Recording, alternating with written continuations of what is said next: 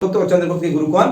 चाणक्य। चाणक्य जो है दो लोगों के टाइम पीरियड में रहेंगे। किसके टाइम पीरियड में रहेंगे? चंद्रगुप्त मौर्य के टाइम पीरियड में, क्योंकि उन्होंने चंद्रगुप्त मौर्य को बनाया है। फिर उसके उत्तराधिकारी कौन आ जाता है? बिंदुसार। बिंदुसार के समय में प्रधानमंत्री कौन रहते हैं? चाणक्य रहते हैं। लेकिन उसके बाद में चाणक्य जो है बिंदुसार के शासनकाल में ही चले जाते हैं। कहां चले जाते हैं? क्यों चले जाते हैं? क्यों चले जाते हैं ये पता है, कहां चले जाते हैं एग्जैक्टली किसी को नहीं पता है। चाणक्य, मैंने बताया ना, चाणक्य जैसा व्यक्ति पृथ्वी में बहुत बिरले ही पैदा होते हैं। शायद चाणक्य जैसा ना कोई पैदा हुआ ना कोई भविष्य में पैदा हो पाएगा। चाणक्य क्या करता था, मैंने बताया था आपको, चाणक्य विश्व कन्याएं तैयार करता था। ऐसे ही चाणक्य बहुत दूरदर्शी था। चाणक्य की कई लेवल की तैयारियां रहती थी। हम लोग एक दो लेवल की तैयारी नहीं रखते, एक दो माह की तैयारी नहीं रखते।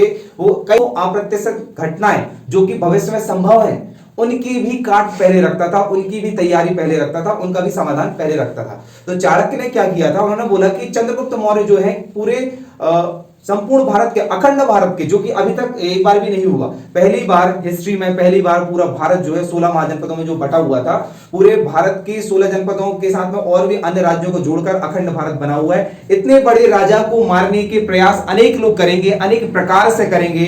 तो बाहर के शत्रुओं से तो आप सेना के साथ में लड़ लोगे, अंदर के शत्रुओं से आप कैसे तैयारी करोगे? अंदर के शत्रुओं से आप कैसे जूझोगे? अगर अंदर के शत्रुओं में भी अगर आपका बावर्ची ही चंद्रगुप्त मौर्य को कल को अगर जहर खिला के मार दे तो आप क्या करोगे? बावर्ची को मृत्यु तो दे दोगे, लेकिन क्या चंद्रगुप्त मौर्य को वापस ला पाओगे? नहीं ला पाओगे।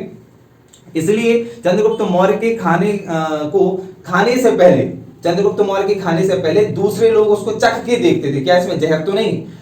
भले वो झूठा हो जाए। जैसे चंद्रगुप्त मौर्य की थाली लग के आई, थाली लगने के बाद एक उसमें एक पोस्ट ही होती थी। उस व्यक्ति का काम ये है कि राजा के लिए अपने प्राण को संकटों में डालना। तो वो व्यक्ति पहले चंद्रगुप्त मौर्य के सामने बैठ के उसको पूरा एक एक चीज, जितनी डिशेज आई हैं, खीर आई है तो खीर को, पूड़ी आई है तो पूड़ी को, सब्जी आई तो सब्जी को, एक एक कौर खा के दिखाता था और खा के देखता। जब वो नहीं मरा तो मतलब इसमें जहर नहीं है, तब वो खाता था। अगर इसके बाद भी अगर धोखा से, कि अब हमेशा तो चख नहीं सकते, हो सकता है कि भाई बाय डिफॉल्ट का मतलब कई बार जल्दबाजी में कहीं बाहर उसने खाया और उसके द्वारा जहर चला गया, चंद्रगुप्त मौर्य मारा गया। तो इसके लिए चाणक्य ने क्या तैयारी किए थे कि चाणक्य चंद्रगुप्त मौर्य को डेली के भोजन में किसी न किसी डिश के थ्रू थोड़ा थोड़ा जहर देते जाते थे, है ना, थोड़ा थोड़ा जहर देते जाते थे। और हर एक निश्चित अंतराल के बाद में जब वो जहर उसके शरीर के लिए सामान्य हो जाता था तो वो उसका थोड़ा सा लेवल बढ़ा देते थे, थोड़ी सी मात्रा बढ़ा देते थे।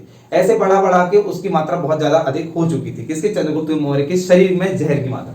तो एक बार क्या हुआ, चंद्रगुप्त मौर्य के लिए जो भोजन, ऐसा ही उसने किसके साथ भी किया था? बिंदुसार के साथ भी थोड़ा बहुत किया। खैर बिंदुसार के साथ तो नहीं मिलते, लेकिन एक बार क्या हुआ, वो थाली लग के आई। ये बात किसको पता नहीं थी? चंद्रगुप्त मौर्य की पत्नी को पता नहीं थी, बिंदुसार की मां को पता नहीं थी। और बिंदुसार की मां ने उस भोजन को खा लिया। यार मेरे सम्राट की तो है, मेरे प्रियतम का क्या होता है, मैं खा लेती हूँ। उन्होंने उठा के उसको चख लिया और उसमें तो ऑलरेडी थोड़ा बहुत जहर मिला हुआ था। वो खाना अगर चंद्रगुप्त मौर्य खाता तो उसको बहुत ज्यादा प्रभाव नहीं पड़ता, लेकिन वो खाना किसने खा लिया? बिंदुसार की मां ने खा लिया और इस तरह से उसकी मां जो है मर गई, क्योंकि जहर के कारण मरी। अब ये बात जो थी राजप्रसाद के अंदर की थी, मतलब महल के अंदर थी, महल के अंदर ही दफना दी गई, बाहर नहीं निकलने दी गई। लेकिन चंद्रगुप्त मौर्य की मृत्यु के कुछ सालों के बाद में ये बात जब राज सिंहासन में कुछ ऐसे लोग भी आए जो चाणक्य से जलते थे, वो चाहते थे किसी भी तरह से चाणक्य का प्रभुत्व समाप्त हो, क्योंकि उसी के बाद तो हमारी दुकान चालू होगी, हम महिमा मंडित होंगे और अपना राज जमाएंगे। तो किसी भी तरह से एन के प्रकार चाणक्य को राज्य से बाहर कराना चाहते थे। उन लोगों ने साजिश करना चालू किया, उन लोगों ने चाणक्य के बारे में बिंदुसार को भरना चालू किया, उसके बारे में नेगेटिव बातें बताना चालू करी। और फिर उनको एक ठोस आधार मिला कि अरे चाणक्य ने तुम्हारी मां को मारा है, चाणक्य ने जानबूझ के जहर मिलाया था चंद्रगुप्त मौर्य के खाने में ताकि तुम्हारी मां खा ले और वो मर जाए। अब इस बात को लेके बिंदुसार को बहुत कान भरे गए। बिंदुसार ने अंततः पूछा क्या ये सच है कि खाने में जहर था? तो उन्होंने बोला, चाणक्य ने, हाँ ये सच है। या किसी भी तरह से भी स्पष्ट नहीं होता है कि भाई चाणक्य ने बोला है किसी, ये बात स्पष्ट हो गई कि हाँ चंद्रगुप्त मौर्य के खाने में जहर रहता था।